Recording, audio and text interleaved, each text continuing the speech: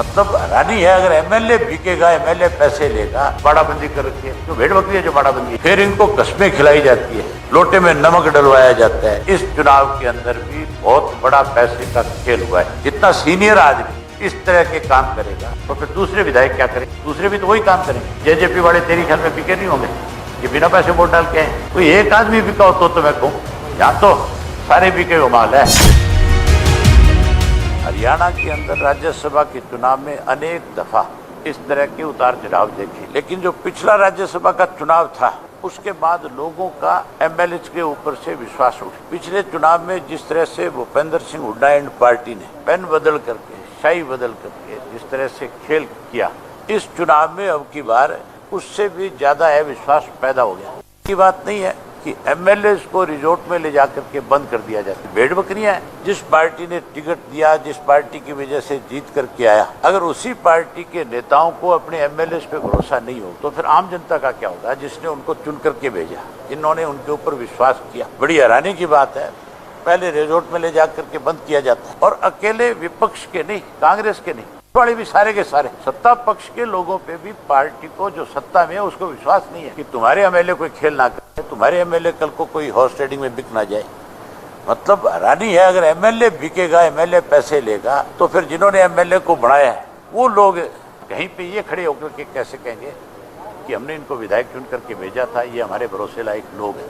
विपक्ष ने, सत्ता पक्ष ने, दोनों ने बाड़ेबंदी करी। लिखा जाता है अखबारों में बाड़ाबंदी कर रखी है, क्यों? भेड़ बकरी है जो बाड़ाबंदी। फिर इनको कस्में खिलाई जाती है, लोटे में नमक डलवाया जाता है, किसी को अपने धर्म की कसम खिला करके लाया जाता है। धिक्कार है ऐसी मेंबरशिप पे, धिक्कार है ऐसे लोगों पे जो इस तरह से अपना ईमान बेचने का काम कर। मैं ये समझता हूं कि इस चुनाव के अंदर भी बहुत बड़ा पैसे का खेल हुआ है और इस चुनाव में भी बहुत से लोगों का जहां ईमान जिन्होंने बेचा है, बेचने वाले तो कोई 2, 4, 5 होंगे, शक के दायरे में सारे खड़े हो गए कि नहीं हो गए? 89 ऐसे हैं आज, स्वाय मेरे एक को छोड़कर, जिन पे प्रेस भी शक करती है कि नहीं करती? तुम भी उनके बारे में पता नहीं क्या क्या बोलते हो, क्या क्या लिखते हो, क्या क्या कहते हो अपने चैनल पे, क्या क्या चलाते हो। ऐसे लोगों को, जिनको लोगों ने चुन करके भेजा है, लोगों का विश्वास नहीं खत्म करना चाहिए। खुल करके जहाँ है, जिसके साथ है, जाओ जाकर के अपना वोट कास्ट करो और करना चाहिए। पिछली बार क्या हुआ था, इस भूपेंद्र सिंह हुड्डा का खुद का अपना वोट, अभी मैंने किरण चौधरी की स्टेटमेंट पढ़ी थी, वो कह रही थी कि मैंने तो अपनी पार्टी का जो आदेश था उसका चुनाव में भी आर के आनंद को वोट दिया था। और भूपेंद्र सिंह हुड्डा ने सरेआम ये बताया कि मैंने अपना बैलेट पेपर भी खाली छोड़ा, तो आदेश था उसको भी नहीं माना था। तो फिर जब इतना सीनियर आदमी इस तरह के काम करेगा तो फिर दूसरे विधायक क्या करें? दूसरे भी तो वही काम करेंगे। वो कल को भूपेंद्र सिंह हुड्डा किसी को ये कैसे कह सकता है कि तूने पार्टी की बात को नहीं माना? अगला सामने खड़ा होकर कहेगा तूने कौन सा पार्टी का आदेश की पालना करी थी? तूने भी तो पार्टी का उल्लंघना करने का काम किया था। तो ये कांग्रेस ही जो है, जो इनके बड़े लोग हैं, इनके ऊपर विश्वास और भरोसे वाली बात रही नहीं। खरीद फरोख्त की आप बात कर रहे हैं, किसने खरीद फरोख्त की है? दोनों जो उम्मीदवार जो दूसरी सीट के लिए लड़ रहे हैं, कांग्रेस ने या फिर निर्दलीय उम्मीदवार? विनोद शर्मा के पास पैसे की कोई कमी नहीं है। कार्तिकेय शर्मा ने जो फार्म भरा है उसमें 300 कुछ करोड़ की आय दिखाई, अपनी दिखाई है कि नहीं दिखाई? उसने भी पैसा दिया। जेजेपी वाले तेरी ख्याल में बिके नहीं होंगे? ये बिना पैसे वोट डाल के आए।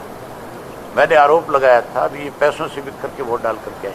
कोई एक भी उनमें से आकर के कहे कि हमने नहीं लिए पैसे, फिर मैं बताऊंगा कि कितने कितने पैसे तुम्हें मिले और किसने दिए। कोई एक आदमी बिका हो तो मैं कहूँ, यहाँ तो सारे बिके हुए माल है। चौधरी वीरेंद्र सिंह कहते थे 100 करोड़ लगते हैं विधानसभा में। वो बेचारा झूठ थोड़ा ही कहता था। एन सही बात कही थी उसने कि राज्यसभा का मेंबर बनने के लिए 100 करोड़ खर्च करना पड़ता है।